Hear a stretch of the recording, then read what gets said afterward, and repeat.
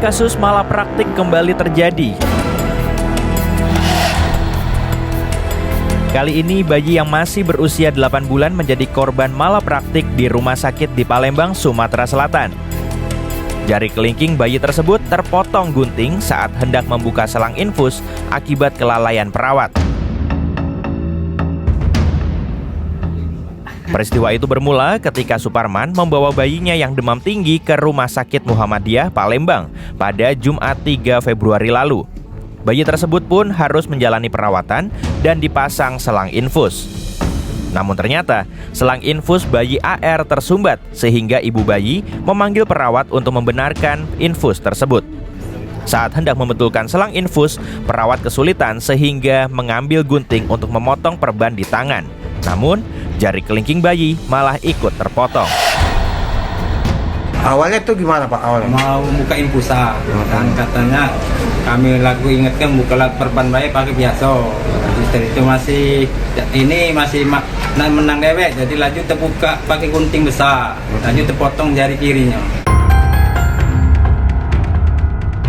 Orang tua korban tidak terima dan melaporkan kejadian ini ke polisi untuk meminta pertanggungjawaban. Sementara itu, pihak rumah sakit langsung meminta maaf dan berjanji bertanggung jawab dengan mengoperasi jari kelingking korban. Bayi berusia 8 bulan itu yang sebelumnya menempati ruang kelas 3 rumah sakit juga kini telah dipindah ke ruangan VIP untuk menjalani perawatan.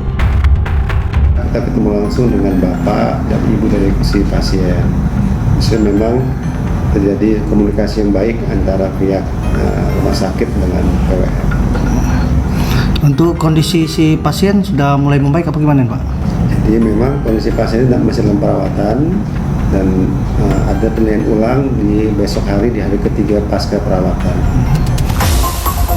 Perawat yang diduga menjadi pelaku juga telah dinonaktifkan rumah sakit, namun proses hukum terus berlanjut. Polisi telah menetapkan perawat yang diduga menjadi pelaku sebagai tersangka karena syarat dugaan kelalaian.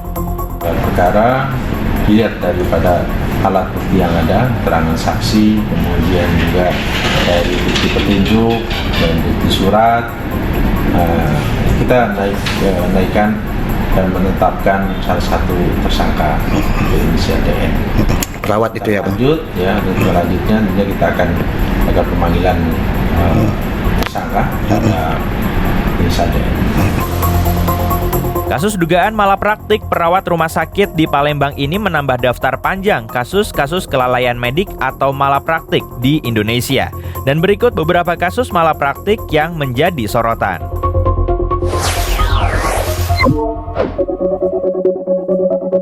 Eva Rida jadi korban dugaan malapraktik salah operasi kaki. Eva Rida Simamora kini hanya bisa terduduk di kursi roda.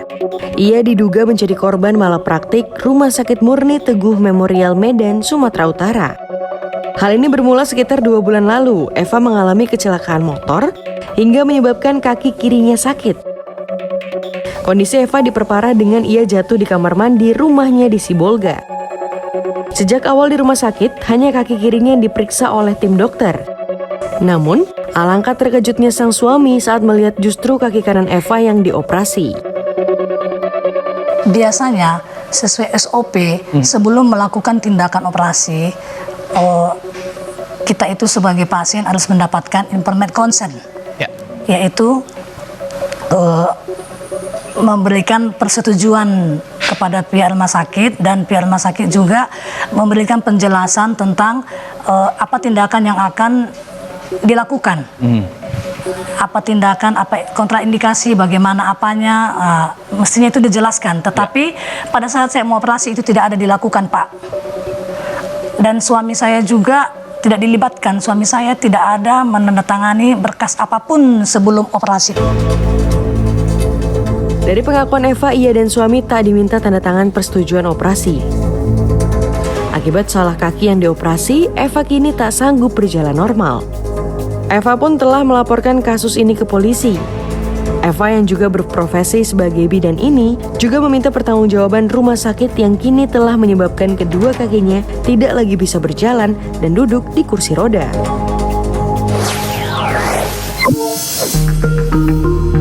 Bayi meninggal dalam kandungan diduga akibat malapraktik.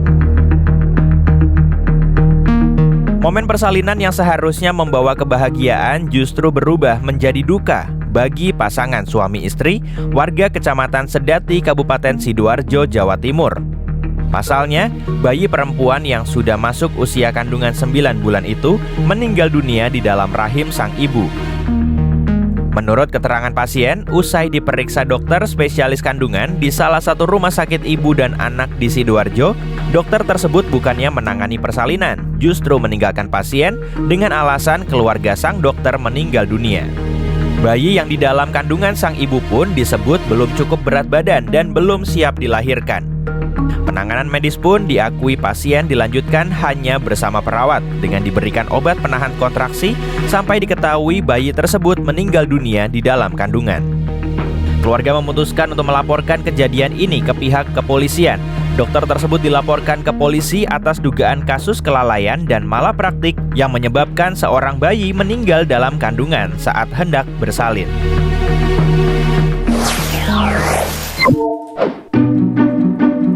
Anak 12 tahun diduga korban malapraktik di Puskesmas Padang, Sumatera Barat. Seorang ibu di Padang, Sumatera Barat mempolisikan pihak Puskesmas Ulak Karang, Padang. Pihak puskesmas diduga melakukan malapraktik, yakni salah dalam memberi obat hingga membuat mata kiri anaknya rusak. Sang anak berinisial AK awalnya mengeluhkan gatal pada bagian matanya dan berobat ke puskesmas. AK pun diberi obat tetes mata, namun setelah 3 hari kemudian, mata AK tak kunjung membaik. Orang tua korban berinisiatif menukarkan obat ke apotek. Dan diketahui, ternyata obat yang diberikan oleh dokter puskesmas ternyata obat tetes telinga, bukan mata. Orang tua AK kini menuntut pertanggungjawaban puskesmas. Pihak keluarga didampingi LBH Padang juga membuat laporan ke Polresta Padang serta Ombudsman Perwakilan Sumbar. LBH Padang juga meminta Dinas Kesehatan dan Kementerian Kesehatan untuk menjatuhkan sanksi administrasi ke puskesmas. Karena akibat kelalaian tenaga medis, sang anak terancam mengalami cacat seumur hidup. Sementara itu, Kepala Puskesmas Ulak Karang Padang mengatakan pihaknya sudah memberikan sanksi kepada petugas puskesmas tersebut. Pihaknya juga secara pengobatan sudah memberikan bantuan.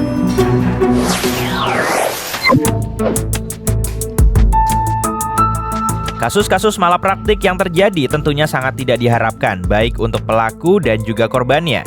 Dengan penegakan disiplin profesi, tentunya dapat mencegah terjadinya malapraktik medis.